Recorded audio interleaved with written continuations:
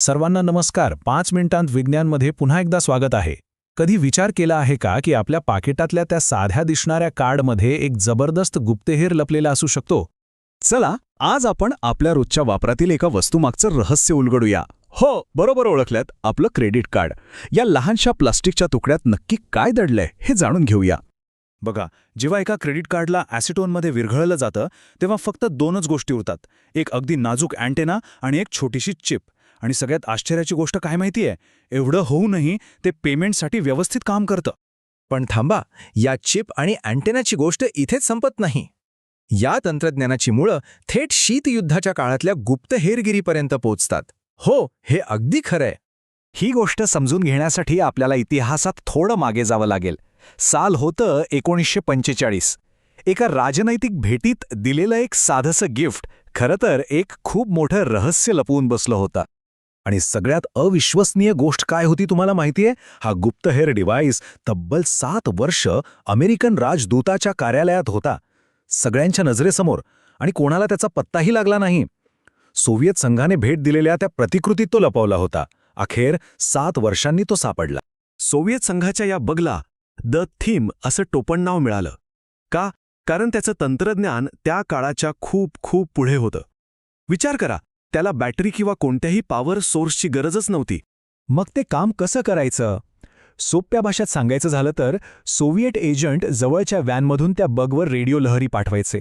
आता खोलीतल्या बोलण्यामुळे बगमधला एक छोटासा पडदा हलायचा. या हालचालीमुळे परत जाणाऱ्या रेडिओ लहरींमध्ये अगदी सूक्ष्म बदल व्हायचे आणि याच बदलांना डिकोड करून ते संभाषण ऐकायचे. कमाल आहे ना? आता ही गुप्तहेरगिरीची गोष्ट इथेच थोडा वेळ थांबूया आणि त्याच काळात अमेरिकेत काय चाललं होतं ते पाहूया. तिथे एक वेगळीच समस्या डोकं वर काढत होती. लोकांना आपला पैसा खर्च करणं आणखी सोपं कसं करता येईल? बँक अमेरिकार्डसारख्या सुरुवातीच्या क्रेडिट कार्ड्समध्ये 2 मोठ्या समस्या होत्या.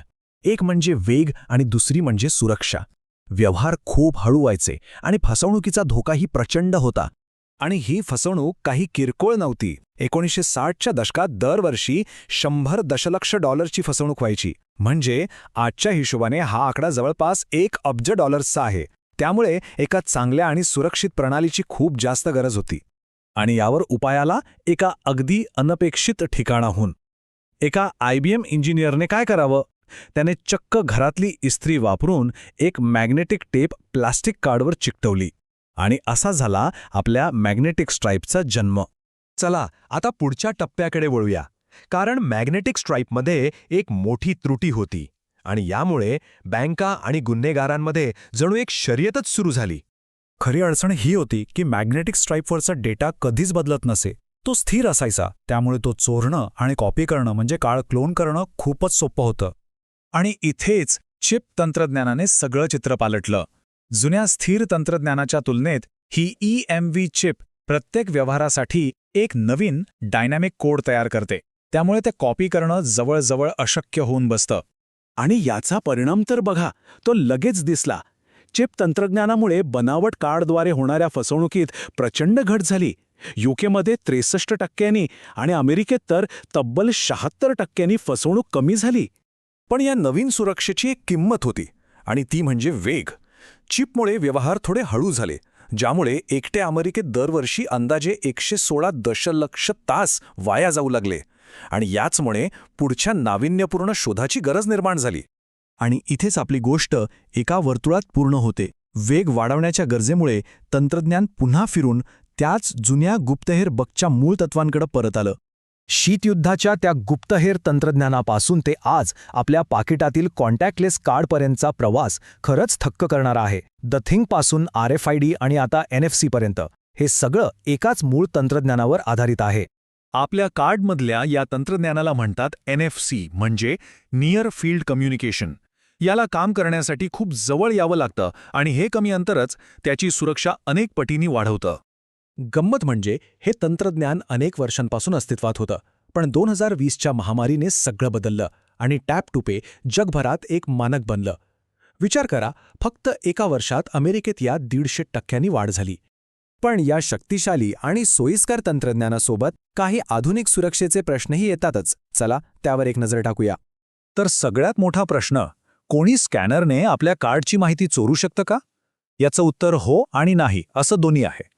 त्यांना आपला कार्ड नंबर आणि एक्सपायरी डेट मिळू शकते.